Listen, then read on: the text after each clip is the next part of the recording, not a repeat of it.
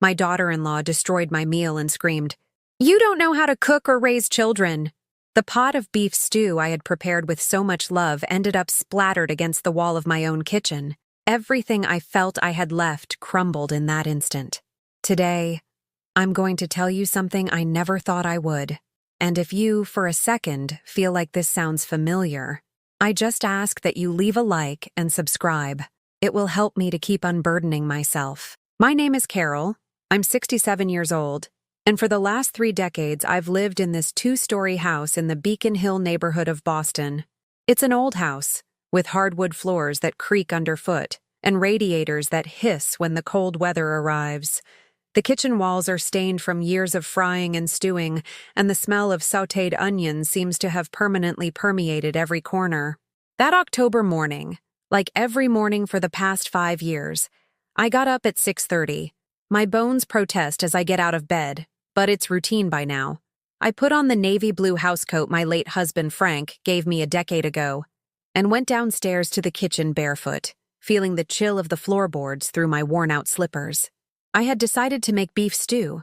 Thought not just any stew, but the one I learned from my mother-in-law, with beans soaked since the night before, chuck roast, bacon, sausage, and fresh vegetables I had bought the day before at Haymarket. It took me 3 hours to prepare it, stirring the pot carefully, tasting the broth, adjusting the salt, waiting for the beans to be perfectly tender. The hot steam fogged up the kitchen window panes, from where I could see the small backyard where I still keep the pots of geraniums Frank and I planted when we bought this house. Every movement in that kitchen was a silent prayer, an act of love for my family, for my son Michael, and for my daughter-in-law Jessica, who has been living here for 3 years with her daughter, my granddaughter, Olivia. At 2 o'clock sharp, I set the dining room table. I used the white linen tablecloth I inherited from my mother, the ceramic plates from a local artisan I bought when Michael was little, and the crystal glasses we only used on Sundays. The stew was steaming in the tureen, filling the dining room with its comforting aroma. Jessica came down the stairs, her heels clattering like hammer blows against my piece. She was wearing a tight black dress, her blonde hair pulled back in a perfect bun, and that cold stare I had learned to fear. Michael appeared behind her, his eyes glued to his phone, as always. "Grandma, it smells so good," said Olivia, my 9-year-old granddaughter, coming over to give me a kiss on the cheek. Her brown eyes, identical to Michael's when he was little, shone with a sweetness that only she preserved in this house. Jessica sat down without a greeting, picked up the spoon, and tasted the stew. Her expression soured immediately, as if she had bitten into something bitter. She let the spoon drop against the plate with a sharp clink that echoed like a gunshot in the silence of the dining room. "This is salty, Carol. Too salty. And the beans are hard." I felt my stomach clench. I had tasted the stew before serving it. It was perfect, but I said nothing. I never say anything. "Look, I don't know what to do with you anymore," Jessica continued, getting up from her chair with theatricality. "You've been cooking the same thing for years, in the same horrible way. I don't know how Michael has been able to eat this food for so long." Michael looked up from his phone for a second, glanced at me, and then looked down again without a word. My own son, the boy I raised alone after Frank died of cancer 8 years ago. The same one who cried in my arms when he had nightmares, who asked me to sing him lullabies when he was sick, who promised he would always take care of me. "Not only do you not know how to cook," Jessica raised her voice, and her words became daggers plunging into my chest, "you didn't know how to raise your son either. Look at him, at 41, with no ambition, no desire to move forward, all because you spoiled him. You made him useless." She approached the tureen and, with a sudden movement, knocked it over. The stew spilled onto my white tablecloth, staining it with grease and pieces of vegetables. The hot broth slid to the edge of the table and began to drip onto the Persian rug Frank and I bought on our honeymoon trip to Morocco. "You don't know how to cook or raise children," she screamed, and she took Michael's plate and smashed it against the wall.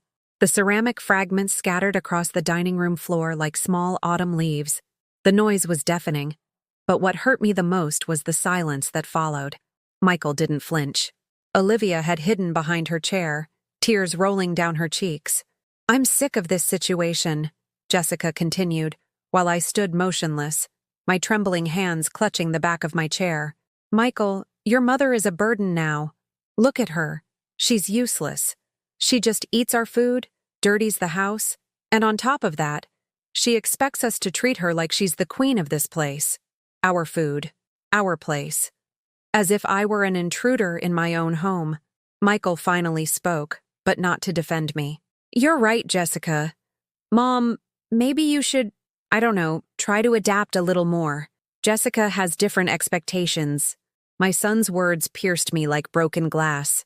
This was the man who had slept in my bed when he was afraid of the dark, who had cried in my arms when his father died, who had promised me at the funeral that he would never leave me alone. Jessica smiled with satisfaction and left the dining room, her heels marking her victory on the hallway tiles.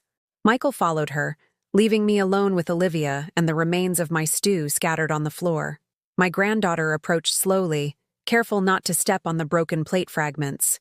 Grandma, I wanted to eat your stew. I like how you cook. I hugged her tightly, inhaling the scent of her strawberry shampoo, feeling her thin little arms around my neck. In that moment, I understood that something inside me had changed forever. It was no longer just sadness or resignation. It was something deeper, more dangerous. It was the certainty that the time had come to stop being invisible in my own life. That night, after cleaning up the remains of the stew and picking up every last piece of broken ceramic, I sat in the dim light of my bedroom with a metal box I kept under the bed. It was my secret treasure. Photographs, letters from Frank, and the memories of a life that seemed to have existed on another planet. I took out the first photo. Michael at 5, hugging me after his first day of school at St. John's School, 3 blocks from home. He was wearing his impeccable navy blue uniform, his hair combed back with gel, and he was smiling, showing the gap from his first lost tooth. I was behind him, young, with my brown hair in a ponytail, hugging him with that protective fierceness that only mothers know. Mommy, you'll always be with me, right? He had asked me that afternoon, while he snacked on homemade muffins I had made especially for him. Always, my love. Forever, I had replied, kissing his forehead that smelled of baby cologne and sweet sweat. I went through the photographs one by one, like pages of a book telling the story of a woman I no longer recognized. Michael at 8, on the day of his first communion at St. John's Parish. So he wore a white suit we had bought at Macy's downtown, and I wore a light blue dress that Frank had given me for the occasion. The 3 of us together, smiling, with that optimism that only families who believe love is enough for everything have. Michael at 14, when he won the school's essay contest. He had written an essay on my favorite hero, and he had chosen me. My mother is my hero because she works 14 hours a day cleaning offices so I can study. She never complains, never cries in front of me, and always finds a way to make me feel special, even when we don't have money for anything special, he had written in his neat, round handwriting. I had cried reading that essay. I cried with pride, with love, with exhaustion. I worked cleaning office buildings in downtown Boston from 6 in the morning until 8 at night. My hands were always cracked from the cleaning products, my knees ached from scrubbing floors, and my back complained every night when I finally went to bed. But I did it all for him, for his future, to give him the opportunities I never had. Frank worked in a furniture factory in Waltham. He would get up at 5 in the morning to catch the tea and would come home after 7 in the evening, his hands stained with varnish and smelling of wood. We never made much money, but Michael never lacked for anything. Clean clothes, a hot meal, school books, and all our unconditional love. The next photograph broke my heart. Michael at 18, on the day of his high school graduation. I was wearing my best dress, a bottle green one I had bought on sale in January, and Frank was very elegant in his navy blue suit that he only wore for weddings and baptisms. Michael was holding his diploma with a huge smile, and I was hugging him as if he were the most precious thing in the world. Because he was. Mom, this is all thanks to you, he had whispered in my ear during the ceremony. When I become an engineer, I'm going to buy you a big house, and I'm going to give you everything you deserve. You won't have to clean offices ever again. But Michael never became an engineer. He dropped out of college in his second year. First, he said he needed a break, then that he had changed his mind, then that he wanted to find his true calling. Frank and I supported him, of course. We believed in him, in his ability to find his way. Over the next few years, Michael changed jobs like he changed clothes. Salesman in an electronics store, waiter in a bar in the North End, food delivery driver, warehouse employee. He never lasted more than 6 months anywhere. There was always an unfair boss, an impossible schedule, envious co-workers.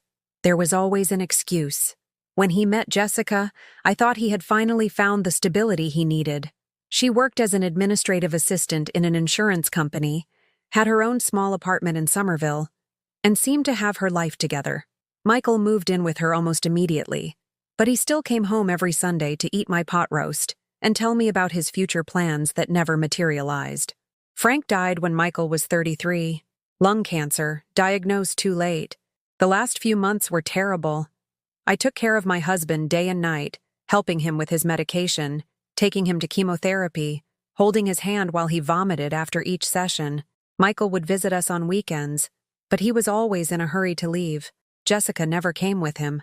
She said hospitals made her nervous. The day Frank died, Michael cried in my arms like a little boy. "I don't know what we're going to do without him, Mom. I don't know how you're going to be alone in this big house." "I'll be fine, my love. I've always managed." But the truth is, I didn't know if I would be fine. The house was filled with a painful silence, with empty spaces that Frank had occupied for 35 years. His armchair in the living room, where he read the newspaper every afternoon. His place at the breakfast table, where he had his coffee with 2 sugar cubes while listening to the news on the radio. His side of the bed, which I couldn't touch for months without crying. It was Jessica who suggested they move in with me. "It's better for everyone," she had said with that smile I now know never reached her eyes. "Carol shouldn't be alone, and we can help with the house expenses." At first, it seemed like a blessing. The house was once again filled with voices, laughter, life. Olivia was 6 then, and she was like a ray of sunshine running through the hallways that had been quiet for too long. I loved making her breakfast before school, braiding her hair, helping her with her homework in the afternoons while Jessica worked. But slowly, things started to change. Jessica began to make comments about my old-fashioned way of doing things, about how older people resist change. Michael nodded at everything she said, as if he had lost the ability to form his own opinions. "Your mother needs to understand that this house runs differently now," I heard her tell Michael one night when they thought I was asleep. "She can't keep acting like she owns the place when we're paying the bills." But I was still paying the mortgage. I was still paying the electricity, the gas, the homeowners association. With my widow's pension and the small savings Frank and I had managed to put together over so many years of work, they contributed to groceries and little else, but they spoke as if they were the ones supporting me. I put the photographs away and closed the metal box. It was starting to rain outside, and the sound of the drops against my bedroom window reminded me of all the nights I had spent awake, wondering when I had started to become invisible in my own life. The following days were like walking on broken glass. Jessica had established new rules without consulting me, as if I were a tenant in my own home. I could no longer use the washing machine on Tuesdays or Thursdays, because those were her days. The living room TV was monopolized by her and Michael, watching shows I detested while Olivia and I took refuge in the kitchen to do homework. "Carol, you need to understand that things have changed," Jessica told me one morning as I was making breakfast. "Michael and I work. We contribute financially. It's natural that we have a certain priority in the household decisions." Her words sounded reasonable, but there was something venomous in the way she said them, as if she were doing me a favor by explaining why I no longer had the right to an opinion on the thermostat setting, on what channel to watch on TV, or on whether I could invite my neighbor Dolores over for coffee on Sundays. Michael remained silent during these conversations, occasionally nodding while typing on his phone.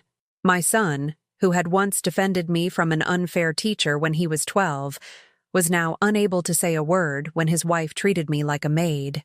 The first time I dared to contradict the new rules was on a Tuesday morning. Olivia's clothes were dirty, and the girl needed her school uniform clean for the next day. I put a small load in the washing machine, just the essentials. Jessica came down the stairs like a storm when she heard the machine running. "What part of Tuesdays and Thursdays are my days?" Did you not understand, Carol? It's just Olivia's uniform, I replied, trying to keep my voice from trembling. It's very dirty and she needs… I don't care what she needs. These are the rules. If you can't respect them, maybe you should find another place to live. The words hit me like a slap. Find another place to live. In my own house. The house that Frank and I bought with the sweat of our brows, paying off a mortgage for 20 years, taking care of every brick as if it were gold. Michael appeared in the kitchen, drawn by the noise of the argument. What's going on here? Your mother doesn't respect the rules we agreed on, Jessica said, crossing her arms. Michael looked at me with that tired expression he had perfected in recent years, as if I were just another problem to solve before breakfast. Mom, you have to understand that Jessica organizes the house more efficiently. It's better for everyone if we follow her directions. Her directions. As if I were a new employee who needed supervision to do her job properly. But the worst part wasn't the absurd rules or the contemptuous looks. The worst part was the loneliness. Dolores, my lifelong neighbor, stopped coming for coffee when Jessica started making sarcastic comments about old women who have nothing better to do than gossip. My sister Helen, who lived in Chicago, called every Sunday, but our conversations had become tense because I didn't dare tell her what was happening at home. How is everything over there, Carol? Are Michael and Jessica taking good care of you? Yes, everything's fine. They are very attentive. I lied because I was afraid the truth would sound like self-pity, because a part of me still believed that maybe Jessica was right, that maybe I was too old-fashioned, too much of a bother to deserve basic respect in my own family. Meals became a silent ordeal. Jessica criticized every dish I prepared with comments that seemed like casual observations but cut like blades. This rice is a bit bland, don't you think, Michael? The meat is tough. Maybe next time you should cook it for less time. I don't know why you always put so much oil in the salad. It's very unhealthy. Michael nodded at everything, chewing in silence, avoiding my gaze. Olivia ate quickly, as if she wanted to escape the tension that filled the dining room like toxic smoke. One afternoon in November, while I was cleaning the house, I found Olivia crying in her room. She was sitting on the floor, hugging a teddy bear I had given her when she was born. What's wrong, my love? She wiped her tears with the back of her hand, trying to look stronger than a 9-year-old girl should ever need to be. Grandma? Is it true you're going to leave? I felt the air leave my lungs. Who told you that? Yesterday I heard Mom talking on the phone with Grandma Rose. She said it was time for you to go to a nursing home, that it's for the best, and that you wouldn't even notice because… Her little voice broke, unable to repeat the cruel words she had heard. I sat on the floor next to her and hugged her. Her small body trembled against mine, and I felt my heart break into pieces. This child, my beloved granddaughter, was living the same fear as me, the terror of losing her place in her own family. Listen to me very carefully, Olivia. I'm not going anywhere without taking you with me. This is our house. Do you understand? Yours and mine. But as I said those words, I wondered if I had the power to keep that promise. That night, after putting Olivia to bed, I lay awake thinking about the phone conversation my granddaughter had overheard. Rose was Jessica's mother, a woman I had met only twice in my life, at Michael's wedding and Olivia's baptism. Both times she had been polite but cold, treating me with that polite distance that upper-middle-class people reserve for those they consider socially inferior. During Olivia's baptism, she had made comments about how small my house was, how outdated the decor was, how noisy the Beacon Hill neighborhood was, as if living in a normal house, in a normal neighborhood, was a moral failing that needed to be pointed out delicately. Jessica told me you worked cleaning offices, she had said to me during the reception, with that smile that didn't reach her eyes. How admirable! It must have been very sacrificial. The word admirable sounded like a poisoned caress, loaded with condescension and pity, as if my honest work was something to be ashamed of, something that automatically placed me in a lower category of human beings.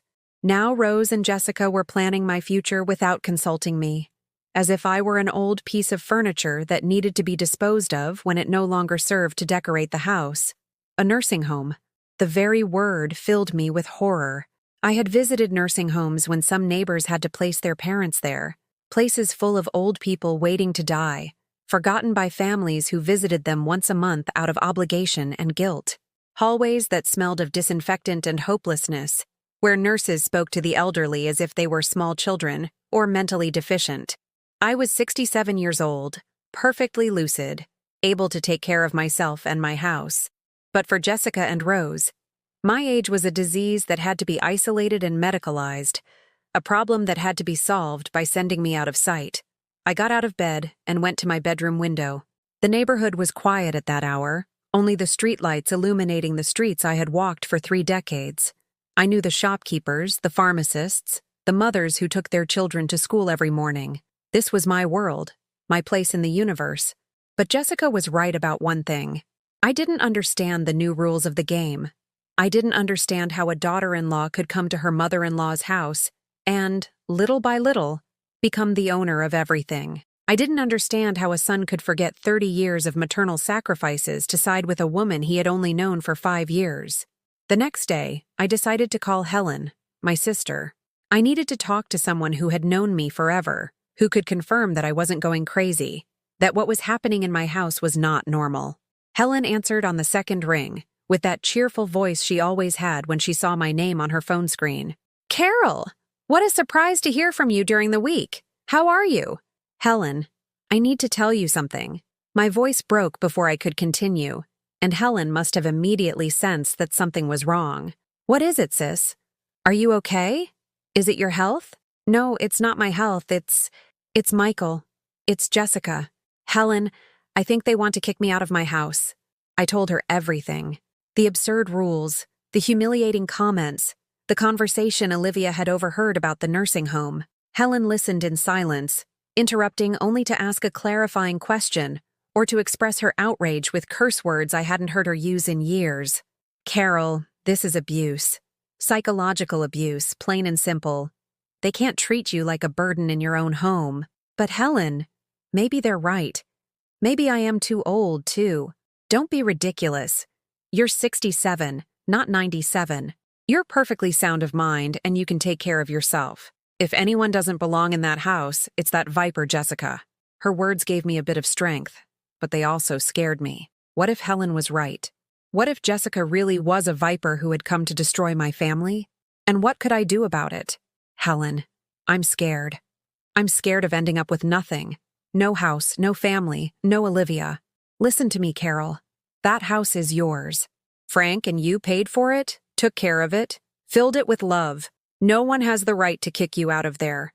And if Michael can't see that, then Michael has become someone who doesn't deserve the love you've given him your whole life." When we hung up, I felt a little stronger, but also more confused. Helen was right from a distance, but I was living the day-to-day reality of a silent war fought with glances, silences, and small cruelties that accumulated like drops of poison in my soul. The last straw came 3 days later, a Friday afternoon I will never forget. I had gone to Haymarket to buy ingredients to make ham croquettes, Olivia's favorite dish. I wanted to surprise her after school, to do something special to make up for all the tension the poor girl was experiencing at home. I spent the last few dollars of my pension on good quality prosciutto, bought fresh milk from the dairy on Hanover Street, and even allowed myself the luxury of buying some flowers for the center of the table. I walked back home with a smile, imagining Olivia's happy face when she smelled the croquettes from the door. I got home with the grocery bags and found the door locked. Strange, because I always left the key in the lock on the inside so Olivia could get in when she came back from school. I rang the doorbell and waited. No one opened. I rang again, this time more insistently. Finally, I heard Jessica's footsteps coming down the stairs. She opened the door but didn't move aside to let me in. She just stood there, blocking the entrance with a strange smile on her lips. "Where have you been, Carol?" The question caught me off guard. I was 67 years old. I had been living in that house for 30 years, and my daughter-in-law was demanding an explanation as if I were a problematic teenager. "I went to the market to buy things to make croquettes for Olivia. And did it occur to you to let someone know? Leave a note? Anything?" Her words had an accusatory tone that made me nervous. The grocery bags were heavy in my hands, and I just wanted to get into my house, into my kitchen, to start cooking for my granddaughter. Jessica, I don't understand. Why should I let you know I'm going to the market? Because Michael and I are worried about you, about your mental state. Older people sometimes get disoriented, they get lost. We need to know where you are at all times. My mental state. As if buying ham at the same market where I had been shopping for 20 years was a symptom of senile dementia. Let me pass, Jessica. I have to put the groceries in the fridge. But she didn't move. On the contrary, she closed the door a little more, leaving just a crack through which I could see the inside of my own house. Michael and I have been talking. We think it's time to make some tough decisions. For your own good, of course. For my own good. Those 3 words sent a chill down my spine because I knew, with a visceral certainty, that whatever came next would be the opposite of my own good. What decisions? We found a very nice nursing home on the outskirts of Boston. A place where you'll be taken care of, where you'll have people your own age, activities, 24-hour medical attention. No! I shouted, and my voice echoed in the hallway like a war cry. This is my house. I'm not going to any nursing home. Jessica sighed with that exaggerated patience used with spoiled children or the mentally ill. Carol, you have to be reasonable. You can't take care of yourself anymore. Just today you left without telling anyone. You could have gotten lost. You could have had an accident. I went to the market I've always gone to. The same market I've been going to for 20 years. But what if one day you don't remember the way back? What if you get disoriented? Michael and I can't be constantly worried about you. At that moment, Michael appeared behind Jessica, my son, my baby, the man I had raised with so much love, looked at me as if I were a dangerous stranger. Mom, Jessica is right. It's not safe for you to live alone anymore. I don't live alone. I live with you, in my house. It's not your house anymore, Mom. Legally speaking, I'm the heir. And Jessica and I believe that. I couldn't hear the rest. The words were lost in a deafening buzz that filled my ears. The grocery bags fell from my hands, and the oranges rolled across the hallway floor like little orange suns fleeing the darkness that had taken over my life. Heir, legally speaking. As if I were already dead. As if my existence were just a bothersome formality that needed to be resolved as soon as possible. You're crazy! I shouted, and my voice broke into sobs. Frank and I bought this house. We paid for it for 20 years. It's mine. Jessica and Michael exchanged a look that broke my heart. A look of complicity. Of, you see how she is. You see there's no helping her. Mom, calm down. You're upset. This is exactly what we want to avoid, Michael said with that condescending voice he used when he thought someone was being irrational. I stood there, in the hallway of my own home, crying over my spilled oranges, while my son and daughter-in-law talked about me as if I weren't there. See? Jessica whispered to Michael. These episodes are getting more frequent. She can't go on like this. Episodes.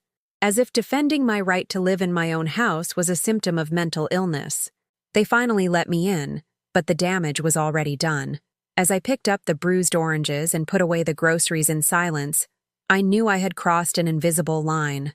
I was no longer Carol, the mother, the mother-in-law, the grandmother. I was Carol, the problem. Carol, the burden. Carol, the crazy woman who refused to accept that her time was up. I didn't make croquettes that night. I sat in the kitchen, looking at the prosciutto I had bought with so much love, wondering how I had become a prisoner in my own home. Olivia came down for dinner and sat next to me, immediately noticing that something had changed. Grandma, why are you sad? I'm not sad, my love. Just a little tired. But Olivia wasn't fooled. With the intuition that children have for sensing adult tragedies, she came over and hugged me tightly. Grandma, is it true you're going to leave? I couldn't lie to her. This child deserved to know the truth, however painful it might be. Your father and mother think it would be better for me to live somewhere else. In a nursing home? I nodded, unable to speak. And me? What's going to happen to me? That question broke my heart. Olivia also knew that without me, she would be left alone in a house where shouting and tension had become the norm, where her mother treated her more like a nuisance than a daughter, where her father lived glued to his phone to avoid facing the reality of what he had allowed to happen. My love, no matter what happens, I will always take care of you. Always. But as I uttered those words, I wondered how I would be able to keep that promise from a nursing home, visiting my granddaughter once a month, watching her grow up without my protection, without my bedtime stories, without my special Sunday breakfasts. That night, when the whole house was asleep, I got up quietly and went to Frank's study. It was a small room where he kept his tools and some important documents. After his death, I had kept everything exactly as he had left it, like a small shrine to his memory. I turned on the light and began to go through the metal filing cabinets where Frank kept the house papers. Deeds, payment receipts, insurance policies, all meticulously organized with that obsessive precision he had developed during his years working at the factory. I found the deed to the house. Indeed, it was in both our names, Frank Miller and Carol Peterson. But there was a clause I didn't remember ever reading. In the event of the death of one spouse, the property would automatically pass to the survivor. And in the event of the survivor's death, the sole heir would be the only son, Michael Miller. Michael was technically right. Legally, when I died, he would inherit the house. But I was alive, very much alive. And as long as I was, that house was mine. I continued to rummage through papers, looking for something I didn't know what it was until I found it. At the bottom of the last drawer, wrapped in a plastic bag, was a yellow envelope I had never seen before. I opened it with trembling hands. Inside was a letter in Frank's neat handwriting, dated 2 months before his death. "My dearest Carol," the letter began. "If you're reading this, it's because I'm no longer with you, and probably because someone is trying to take away what we worked so hard to achieve. There are things I never told you because I didn't want to worry you. But now you need to know." I kept reading, my heart racing. "When we bought the house, my father insisted we set up an emergency fund. All these years, I've been putting aside a small amount each month in an account you don't know about. I didn't want you to worry about money, but I wanted to make sure that no matter what happened, you would be protected." The letter included details of a bank account at Bank of America on Newbury Street, in my name, with a balance that took my breath away, $2.9 million. On a lifetime of savings, investments Frank had made quietly, the life insurance money he had collected when his father died, all carefully saved to protect my future. At the end of the letter, Frank had added a few lines that made me cry. "Carol, if anyone ever tries to make you feel like you're a burden, that you're worthless, that you have to leave your own home, remember this. You are the strongest, most courageous woman I have ever known. You raised our son practically on your own. You kept our family together during the toughest times. And you deserve respect and love until the very last day of your life. Use this money to protect yourself, to protect Olivia, to live with the dignity you've always had. And if Michael can't see how extraordinary you are, then Michael has become someone who didn't deserve the love you gave him." I closed the letter with tears streaming down my cheeks. Frank, even after death, was still taking care of me. He was still the man who had promised to protect me forever. For the first time in months, I smiled. Jessica and Michael thought I was a helpless old woman they could manipulate and discard whenever they wanted. They had no idea how wrong they were. The next day, Saturday morning, I waited for Jessica and Michael to go out for their weekly grocery shopping at Star Market. It was their weekend routine, a late breakfast, leaving together while I stayed with Olivia, and coming back at noon loaded with bags and complaints about the prices. As soon as I heard the front door slam and the sound of the car engine fading down the street, I got dressed in my best clothes. The navy blue suit I had worn to Michael's wedding, the leather shoes Frank gave me on our last anniversary, and the pearl necklace I had inherited from my mother. I wanted the bank to know I wasn't a confused old woman, but a serious woman who had come to claim what was hers. I left Olivia watching cartoons with the promise that I would be back soon, and I walked to Newbury Street with a stride I hadn't had in years. The stride of a woman with purpose, with a destination, with power. The Bank of America was crowded with people doing their morning errands, but when I showed them Frank's letter and the documents I had found, they attended to me with a speed that surprised me. The branch manager, a young man named Carlos, showed me into his office with a genuine smile. "Mrs. Miller, it's a pleasure to finally meet you. Your husband spoke of you often over the years." You knew Frank? Of course. He came in every month, like clockwork, to make his deposits, to review the investments, to make sure everything was in order for when you would need it. He was a very forward-thinking man, very much in love with his wife. Carlos reviewed the documents professionally, verified my identity, and confirmed what I already knew but needed to hear from a stranger to make it feel real. I had 2,947 382s in that account, plus accrued interest. Your husband invested very well, Mrs. Miller. Nothing risky, all very conservative, but with steady growth over the years. Would you like to make a transaction today? Yes, I want to transfer $500,000 to my regular checking account, and I want to know exactly what my rights are as the owner of my home. Carlos nodded and began to explain things that Jessica and Michael thought I wouldn't understand. The life estate, the rights of the surviving spouse, the laws that protected seniors from family exploitation. For the first time in months, someone was talking to me like an adult, capable of making her own decisions. Mrs. Miller, allow me to suggest that you consult with a lawyer specializing in family law. I have the contact information for an excellent professional who has handled cases similar to yours. I left the bank feeling like I had recovered more than just money. I had recovered my identity, my dignity, my right to exist in my own life. The lawyer, Mercedes Campos, saw me that same afternoon in her office on State Street. She was a woman in her 50s, with gray hair pulled back in an elegant bun and a look that conveyed intelligence and experience. Tell me everything, Mrs. Miller. From the beginning. I told her my story. Jessica's arrival at the house, the gradual change in their treatment of me, the humiliations, the threats of the nursing home, the incident with the locked door. Mercedes took notes with a serious expression, nodding occasionally, asking precise questions that showed she understood perfectly what was happening to me. Mrs. Miller, what you're describing is domestic abuse, psychological abuse, but abuse nonetheless. And in Massachusetts, we have very clear laws that protect you from this kind of treatment.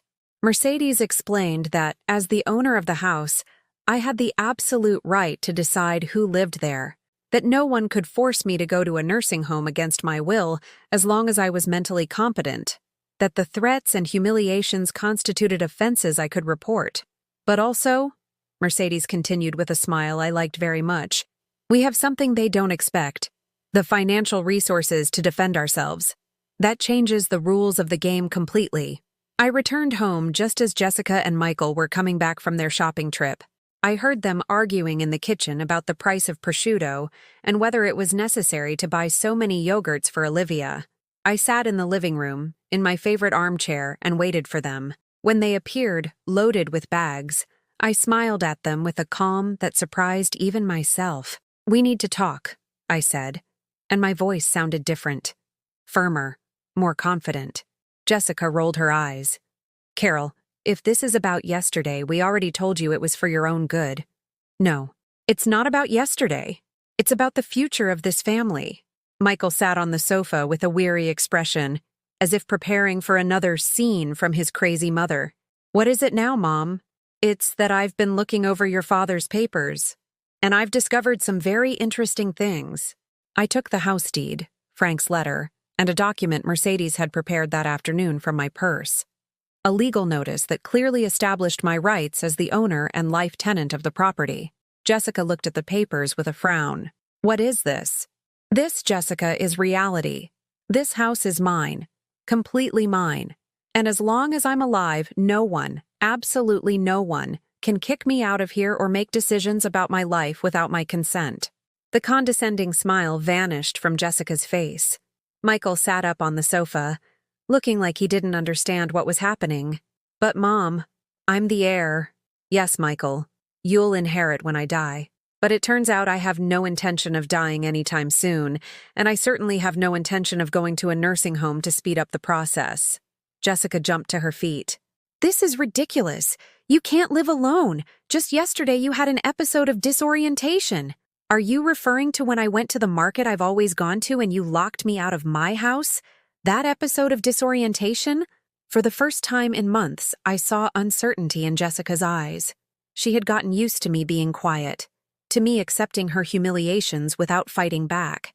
This new Carol unnerved her. Furthermore, I continued, enjoying the tense silence that had settled in the living room, I have a proposal for you. I took out the bank statement that Carlos had printed for me that morning. The numbers were so impressive that even I had trouble believing they were real. Your father, who was much smarter than any of us imagined, left me more than just this house. He left me total financial independence. Michael took the paper with trembling hands. His eyes widened like saucers when he saw the figure. Almost $3 million? Dad had almost $3 million? I have it, Michael. I do. In an account in my name, with the full right to dispose of it as I see fit. Jessica moved closer to Michael and tried to take the paper from him, but he pulled away, looking at me with an expression I hadn't seen in years. Respect. Mom, I didn't know. I didn't know that Dad... You didn't know a lot of things, Michael. But now you're going to learn them. And the first lesson is this.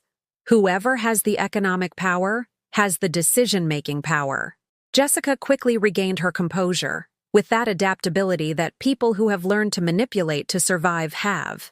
Well, Carol, this is a wonderful surprise. I mean, it's fantastic that you have that financial security. But that doesn't change the fact that you need care. That the house is too big for you alone. Who said I'm going to be alone? My question threw her off. Olivia is coming with me. The silence that followed was so thick you could cut it with a knife. Jessica turned pale. Michael looked at me as if I had gone mad, and from the living room doorway, where she had been listening to the whole conversation, Olivia appeared with a radiant smile.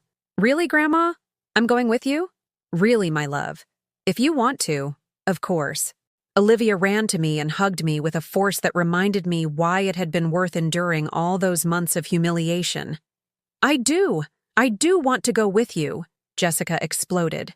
You're completely insane if you think I'm going to let you take my daughter. It's not your decision, Jessica, I said with a calm that surprised me. It's Olivia's. She's 9 years old enough for a judge to consider her opinion on who she wants to live with. Mercedes had explained to me that afternoon that although Jessica had legal custody, the situation could change if it was proven that the family environment was not suitable for the minor. And the recorded threats, the testimonies of psychological abuse, and the financial ability to provide her with a stable home could tip the scales in my favor. Besides, I continued, I've decided to put the house up for sale. This time it was Michael who jumped to his feet. You can't do that. This house is ours. It's our future. This house is mine, Michael. Mine to sell, to rent, to burn down if I feel like it. And I've decided that I want to start a new life somewhere else. A place where Olivia and I can be happy. Jessica approached me with that fake smile she had perfected over years of manipulation. Carol, I think you're making some very hasty decisions. Why don't we think about it calmly? We can talk, come to an agreement. The only possible agreement, Jessica, is that you and Michael find another place to live. I'm giving you 1 month to find something and leave. After that, I'll start the legal proceedings to get my house back. 1 month, Michael shouted. We can't find an apartment in Boston in 1 month. Of course you can, especially if I help you with the security deposit and the first few months' rent. I took another paper out of my purse, a check for $50,000. This is my farewell gift. Enough money for you to settle into a nice place and start your life without depending on an old woman who, according to you, only causes problems. The check lay on the coffee table like a ticking time bomb. Jessica looked at it with greedy eyes, Michael with a confused expression, and Olivia with a smile that lit up the entire room. Grandma, are we going to live just the two of us? Just the two of us, my love. In a new house. With a yard for you to play in. Near a good school. Where no one shouts, where no one is disrespectful, where we can be a real family. For the first time in months, I felt powerful. For the first time in months, I was in control of my own life, and that, I discovered, was the most liberating thing in the world. But Jessica wasn't the type of woman who gave up easily. Over the next few days, she deployed her entire arsenal of emotional manipulation with an intensity that reminded me why she had managed to control my house for so long. On Monday morning, while I was making Olivia's breakfast, Jessica came down to the kitchen with her eyes red and swollen from crying. She was wearing the pink nightgown she knew Michael liked, her hair disheveled with that studied perfection of someone who wants to appear vulnerable, and an expression of sadness that would have moved anyone who didn't know her as I now did. "Carol, I need to talk to you, woman to woman." Olivia finished her toast with jam and ran off to brush her teeth. Jessica waited until she heard her footsteps on the stairs before approaching me with a pleading gesture. "I know I've made mistakes. I know I've been hard on you at times, but you have to understand me. I'm a young woman, with a daughter to raise, with a husband who sometimes lacks ambition. I've been under a lot of pressure." Her voice trembled with an emotion that, a week ago, would have made me feel guilty. Now it only caused a mixture of sadness and disgust. "Pressure doesn't justify cruelty, Jessica. You're right. You're absolutely right. But we can start over, can't we? We can be a real family. I can change, Carol. I really can change." She moved closer, trying to take my hands with that manipulation technique I had seen her use so many times on Michael. "And Olivia, Carol, think about Olivia. She needs stability. She needs her parents together. If you kick us out, if you take her away from us, how will that affect her psychologically?" There it was. The card I had been waiting for her to play, using Olivia as an emotional weapon, making me feel guilty for protecting my granddaughter from a toxic environment. Olivia will be perfectly fine away from the yelling, the tension, the constant humiliation. But we're her family. You can't separate her from her family. You are not her family, Jessica. You are her tormentors. And she's smart enough to realize that. Jessica changed her strategy immediately. The tears dried up as if by magic, and that cold stare I knew so well appeared. "Look, Carol, I know you have money now. I know you think that gives you power. But there are things money can't buy, like a son's love, for example." She sat in the chair across from me, crossed her legs with calculated elegance, and smiled with that icy grin that had terrified me for months. "Michael loves me, not you. He hasn't loved you for years, Carol. He tolerates you out of obligation, out of pity, because of what people might say. But if he has to choose between his wife and daughter or his senile mother who's gone crazy with money, what do you think he'll choose?" Her words were meant to hurt me, to find that crack in my new armor of confidence to make me go back to being the scared, submissive woman of the previous week. "You may be right, Jessica. Michael might choose you." Her smile widened, thinking she had won. "But you know what? I don't care anymore."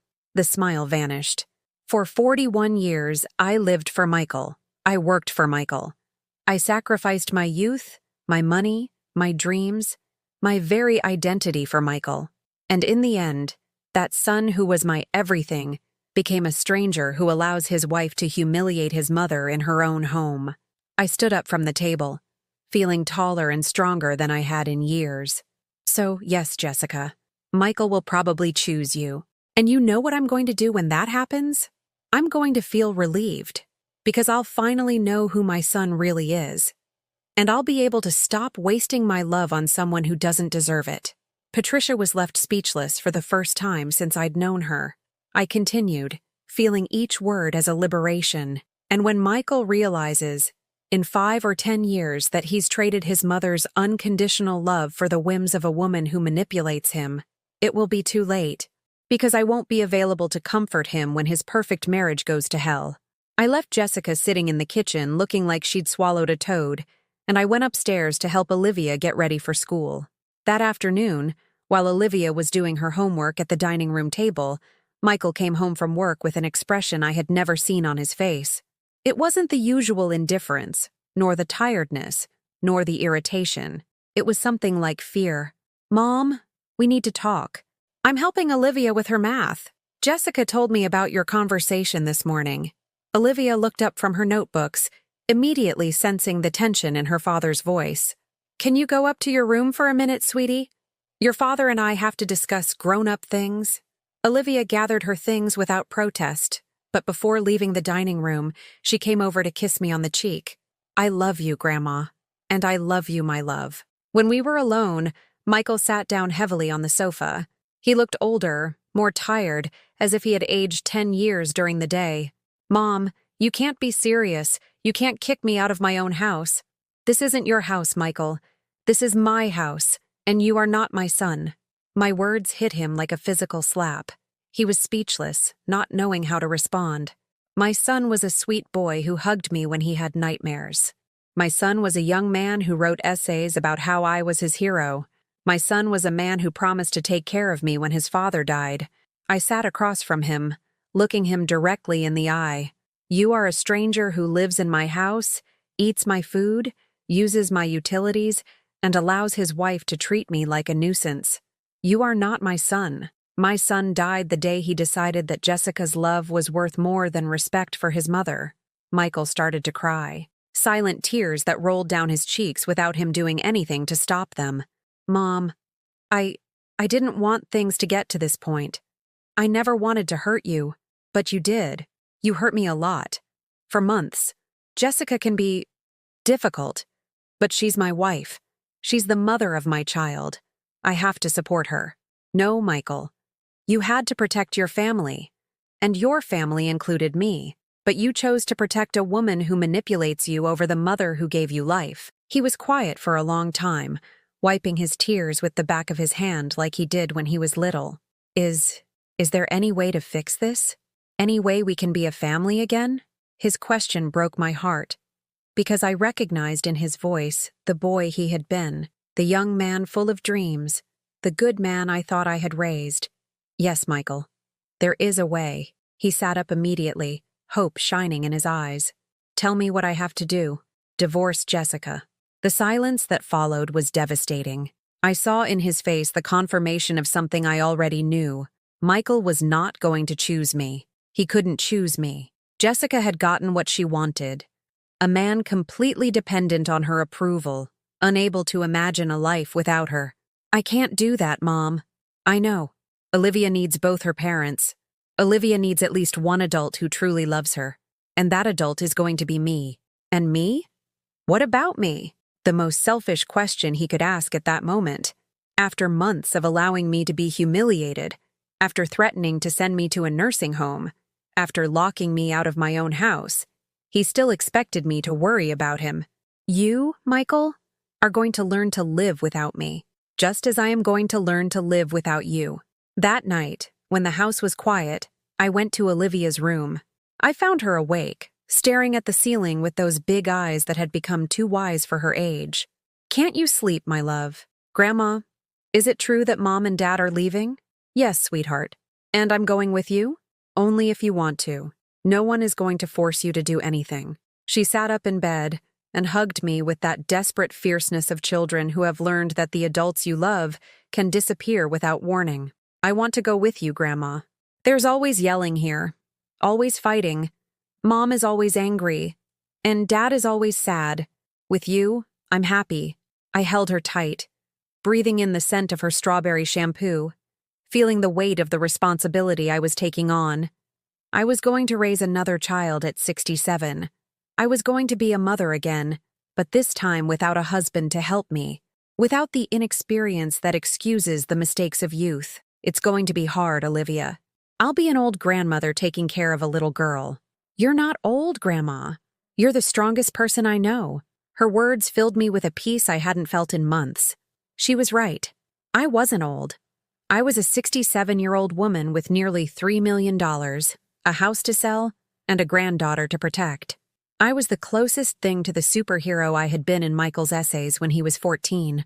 Only this time, instead of saving my son, I was going to save my granddaughter. And in the process, I was going to save myself. The next few days were a whirlwind of activity that reminded me why I had survived so many hardships throughout my life. When circumstances required action, I had always known how to act. Mercedes, my lawyer, had set in motion all the legal machinery necessary to protect my rights and Olivia's. The temporary custody papers were ready, the house appraisal had been requested from 3 different real estate agencies, and I already had an appointment with the social worker who would evaluate my ability to care for a minor. Mrs. Miller, Mercedes had told me during our last meeting, I have to warn you that Jessica is not going to give up easily. Women like her tend to fight to the end, and they can become very dangerous when they feel cornered. She was right. Jessica had started a psychological warfare campaign that would have impressed a general. She called my few relatives, telling them that I had lost my mind with the money, that I was making irrational decisions that were going to destroy the family. She even contacted Helen, my sister in Chicago, trying to convince her to come to Boston to talk some sense into me. "Carol, are you really in your right mind?" Helen asked me during a video call, with a worried expression. "Jessica told me some very strange things. She says you want to sell the house, that you want to take the girl, that you're acting very aggressively. Helen, do I look like I'm not in my right mind?" My sister studied me through the phone screen, with those eyes that had known me for 67 years. "No. In fact, you look better than you have in months. You look, I don't know how to explain it.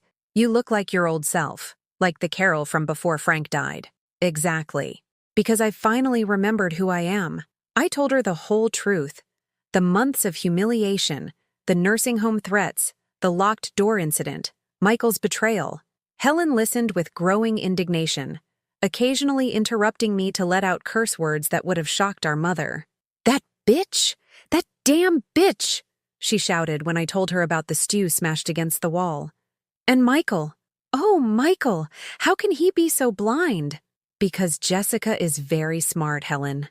She knows exactly how to handle men like Michael. Insecure men, who need to feel important, who confuse love with dependency. And what are you going to do now? Start over. At 67, I'm going to start over, with Olivia." Helen smiled for the first time in the whole conversation. "You know you have my full support, right?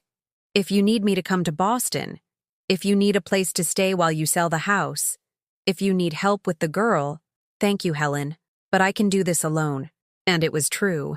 For the first time in decades, I knew I could do it alone. The final crisis came on a Tuesday night, 2 weeks after my ultimatum. Jessica had been drinking wine during dinner, more than usual, and her behavior had become progressively more aggressive and erratic. Olivia was in her room doing her homework when we heard shouting from the living room. I went downstairs and found Jessica standing in the middle of the dining room, holding one of the framed photographs of Frank, her face contorted with uncontrolled rage. "This ends today," she screamed, addressing Michael, who was trying to calm her down from the sofa. "I'm not going to let your crazy mother kick us out of the house. This house is ours." "Jessica, please lower your voice. Olivia is upstairs." "I don't give a damn about Olivia. And I don't give a damn about your mother. I've put up with this bitter old woman for 3 years. And I'm not going to let her throw me out on the street now because she thinks she's rich." She smashed the photograph of Frank on the floor. The glass shattered, and the image of my husband was scattered among the fragments like a prophetic symbol of everything Jessica had destroyed in my life. It was at that moment that something finally broke inside me. It wasn't anger. It was something much colder and more powerful. Absolute determination. "Michael," I said, my voice sounding strangely calm amidst the chaos, "you have exactly 5 minutes to decide if you want to try to save what's left of your relationship with me or if you prefer to continue being this woman's accomplice." Jessica turned to me, her eyes bloodshot with alcohol. "You don't decide anything here, you fucking old hag. This is my house." "No, this is my house. And you just signed your own eviction notice." I took out my phone and dialed Mercedes's number. "Mercedes, it's Carol. I need you to come over right now. There's been an incident and I need the eviction process to start immediately." "Yes, tonight." Jessica tried to snatch the phone from me, but Michael held her back. "Let go of me," she screamed at him. "Your mother has gone crazy. You have to do something." Michael looked at me with pleading eyes. "Mom, please. Jessica's had a little to drink. She's on edge. But we can fix this." "No, Michael, we can't fix anything. And you know why? Because to fix something, both sides have to want to. And I don't want to anymore." I went up the stairs to Olivia's room.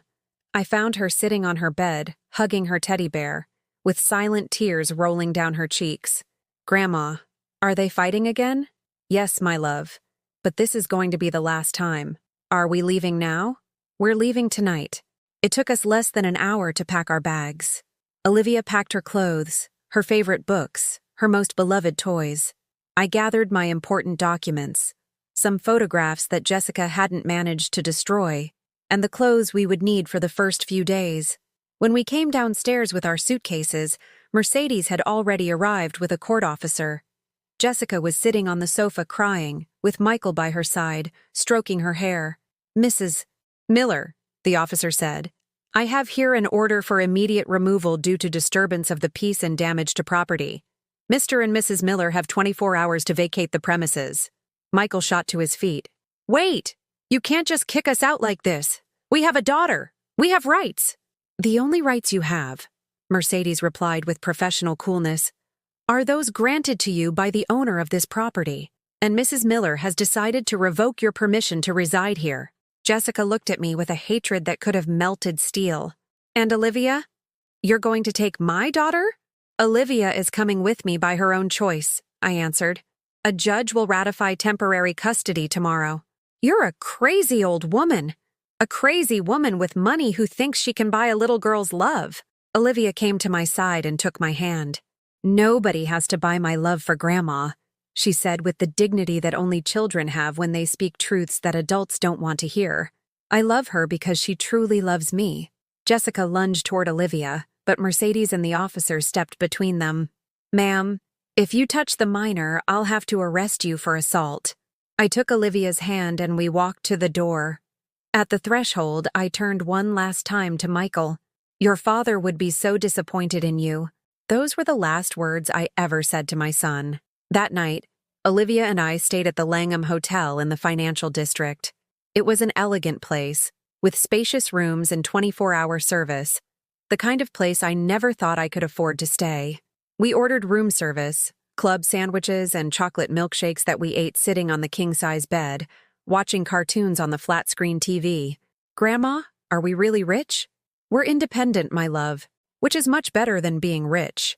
"What does independent mean?" "It means no one can treat us badly because we don't need anything from them. It means we can make our own decisions. It means we're free." Olivia smiled and snuggled against my arm. "I like being free, Grandma." "Me too, sweetie. Me too." As Olivia fell asleep hugging her teddy bear, I stayed awake looking out the window at the lights of Boston. The city that had witnessed my entire life, my youth working in cleaning offices, my motherhood raising Michael, my widowhood mourning Frank, and now my rebirth protecting Olivia. For the first time in months, the future didn't scare me. I didn't know exactly what Olivia and I were going to do, where we were going to live, what our new life would be like, but I knew we were going to be okay. Because I had something I had lost for too long. I had my dignity back. And with dignity and nearly $3 million, a 67-year-old woman and a 9-year-old girl can conquer the world. 6 months later, as I sip my morning coffee on the deck of our new house in Newton, I watch Olivia playing in the yard with Cinnamon, the golden retriever we adopted from the MSPCA Angel Shelter. The girl runs barefoot among the rose bushes I planted last month, with a smile that brightens the entire Boston morning. The house we bought is everything the one in Beacon Hill could never be. Bright, spacious, with a yard where Olivia can play without bothering anyone, and enough rooms for each of us to have our own space. But most importantly, it smells like peace. There are no screams, no tension, no looks of contempt hanging in the air like toxic clouds. The sale of the Beacon Hill house was surprisingly fast. A young couple with 2 small children fell in love immediately with its hardwood floors, its high ceilings, that sense of history within its walls. They paid me $2.8 million in cash, an amount that a year ago would have seemed like an impossible fortune, and now is simply part of my new reality. Jessica and Michael found a rental apartment in Revere, far from the elegant neighborhoods where Jessica had dreamed of living. According to Helen, who keeps in occasional contact with some old neighbors, Michael seems to have aged 10 years in 6 months. Jessica is still the same, but now she directs her frustration at him, blaming him for losing the house, the money, and the comfortable life she thought she had secured. I don't feel satisfaction in their misfortune, nor do I feel pity. I feel nothing, and that indifference is, paradoxically, the clearest proof of how healthy I have become. Olivia adapted to her new school, St. Michael's Country Day School, with an ease that surprised and reassured me in equal measure. Her grades have improved considerably, not only because of the more challenging environment, but because she no longer comes home burdened with tension and anxiety. Now she does her homework at the kitchen table while I prepare a snack, singing songs she learns in class or telling me stories about her new friends. "Grandma, today Ms. Davis asked us what we want to be when we grow up," she tells me one afternoon, dipping a homemade muffin into her glass of milk. "And I told her I want to be like you." "Like me? A grandmother?" "No," she laughs, with that crystal clear laugh that is my favorite soundtrack. "I want to be a strong woman who doesn't let anyone treat her badly." Her words move me more than I can express. This child, who 6 months ago lived in an environment of constant conflict, now has enough perspective to understand what happened and to value what we have now. On weekends, we have established our own traditions. On Saturday mornings, we go to the Wellesley Farmers Market to buy ingredients to cook together. Olivia has learned to make ham croquettes, apple pie, and lemon pound cake. She cooks with the same meticulous concentration I had at her age, measuring each ingredient with scientific precision, tasting the batter with her fingertip to make sure it's just right. Sunday afternoons are for walks in Elm Bank Reservation. Cinnamon runs free among the trees while Olivia and I walk slowly, talking about everything and nothing. Sometimes she tells me things about school. Sometimes she asks me about my youth. Sometimes we just walk in a comfortable silence that allows us to hear the wind in the leaves and the distant bark of other dogs. During one of those walks, Olivia asked me a question that caught me off guard. "Grandma, do you miss Dad?" The question floated in the air between us like a delicate butterfly that might fall apart if I touched it wrong. "I miss the dad he was, my love. The boy he was. The young man I thought he would always be. But I don't miss the man he became. Do you think we'll ever see him again?" "I don't know, Olivia. Maybe. Maybe one day he'll realize the mistakes he made and want to apologize. And if that happens, I'll be willing to listen. And will you let me decide if I want to see him or not?" "Of course. You will always have the right to decide who is part of your life." Cinnamon came running back to us with a stick in her mouth, and the serious moment was broken with laughter and games. But Olivia's question made me reflect for days on forgiveness, on boundaries, on the difference between forgiving and allowing yourself to be hurt again. In May, I received the only communication I've had from Michael since that night. A brief, formal text message, almost legal in its wording. "Mom, hope you're well. Could you tell Olivia I miss her? Happy early birthday?" My 68th birthday. The first I would celebrate without him since he was born. I didn't reply to the message immediately. I took 3 days to think about whether I wanted to open that door again, whether Michael deserved to know how we were, whether his regret was real or just another form of manipulation learned from Jessica. Finally, I wrote back, "We are well. Olivia misses you too, but she is happy and safe. If you want to be part of her life again, you will have to prove that you have truly changed. And you'll have to start by apologizing for everything you allowed to be done to me." He never replied. 3 months later, I learned from Helen that Jessica was pregnant. Another child for Michael to fail. Another chance to be the father he was never able to be for Olivia. We celebrated my birthday in the backyard, with a chocolate cake that Olivia had decorated herself with strawberries and whipped cream. We invited my new friends, Esperanza, my next-door neighbor who is my age and also a widow, Carlos from the bank, who has become something of an adopted son, Mercedes, my lawyer, who is now also my friend, and Helen, who came from Chicago loaded with gifts and blessings. "To Carol," Helen said, raising her glass of champagne, "to my brave sister who dared to start over at 67 and who has taught us all that it's never too late to reclaim your dignity. To the coolest grandma in the world," Olivia added, raising her glass of orange juice with the seriousness of an adult. As I blew out the candles on my cake, I made a wish that had nothing to do with money, or health, or longevity. I wished that Olivia would always grow up knowing she deserves love, respect, and happiness. That she would never let anyone treat her the way I allowed myself to be treated for too long. In August, Olivia and I went on vacation to Cape Cod, a beachfront condo in Chatham, where we spent 2 weeks building sandcastles, eating fried clams at the beach shacks, and napping under the umbrella while the Atlantic waves lulled us with their eternal music. One afternoon, while Olivia was playing at the water's edge, chasing seagulls, I found myself thinking of Frank, how he would have enjoyed watching his granddaughter grow up free and happy, How proud he would have been of the woman I have become after his death. Thank you, I whispered to the wind. Thank you for taking care of me even after you were gone. Thank you for the money you gave me to buy my freedom. Thank you for loving me so much that you continued to protect me from the grave. The wind brought the scent of salt and freedom, and I knew that Frank had heard me. In September, when Olivia started 4th grade, I signed up for a painting class at the Newton Community Center. I had discovered that I had time, a lot of time that for decades I had spent worrying about the needs of others. Now that time was mine, to explore, to fill with things I enjoyed, to remember who I had been before becoming a mother, a wife, and a victim. My first works were terrible, formless blotches of color. But little by little, my hands began to remember the pleasure of creating something beautiful, just for the sake of it. I painted the backyard. I painted Cinnamon sleeping under the lemon tree. I painted Olivia laughing with her new friends. My favorite painting is one I did one October afternoon, inspired by a conversation I had with Mercedes about the concept of justice. It's an older woman standing on the threshold of a house, with a suitcase in one hand and a little girl's hand in the other. Behind her, the house is dark, full of menacing shadows. In front, a sunlit path stretches toward a horizon full of possibilities.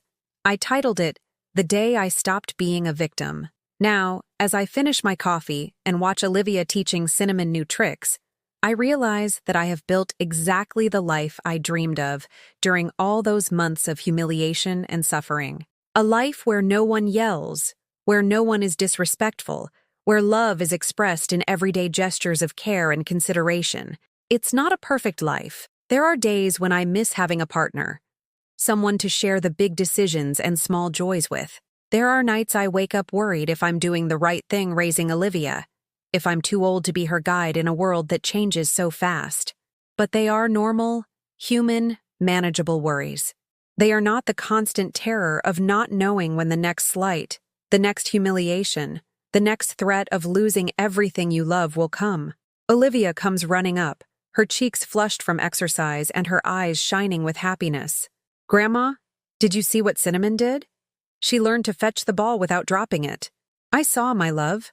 She's very smart, just like her owner." She hugs me with that spontaneity that characterizes happy children, and I breathe in her scent of strawberry shampoo and fresh air. In those arms is everything I need to know about true love. It is unconditional, it is protective, it is liberating. It asks for nothing in return except the chance to exist and to grow.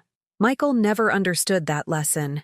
Jessica would never have understood it even if she lived 1,000 years. But Olivia is learning it every day, and that gives me the certainty that my second chance at being a mother has been worth it. In the end, saving Olivia saved me, and together we are writing a new story, a story where strong women do not bend to cruelty, but face it with dignity and emerge victorious. A story that I hope can inspire other women who are going through what I went through. Have you ever experienced something similar to this story? Do you know someone who has had to defend themselves from family manipulation? Tell me in the comments. And if this story has touched your heart, please give it a like and subscribe to the channel. Your support can help this message reach someone who really needs to hear it.